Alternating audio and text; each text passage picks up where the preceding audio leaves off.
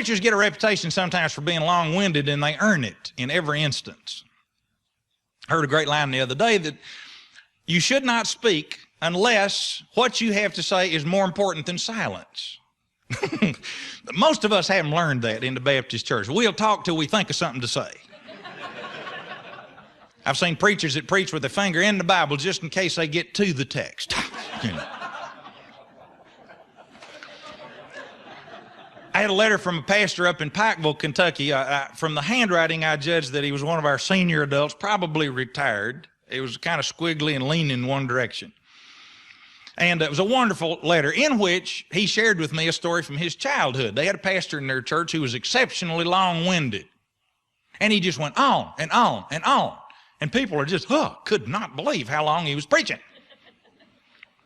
Well, about 6 weeks into his work as the pastor of this church, just getting way on out there into the afternoon, and this is before pro football, so you know that the people weren't giving him too much grief, but it was getting kind of nervous time. I mean, when you know the Methodists halfway through lunch, it's tough to sit there and listen to somebody preach on and on and on.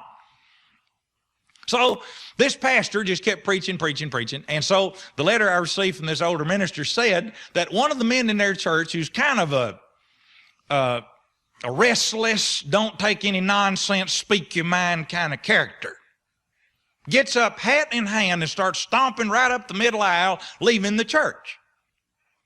And the pastor, in order to exert authority in this situation, stops right in the middle of a big point and says, Brother Johnson, he turned around and said, yeah, Reverend. He says, where do you think you're going?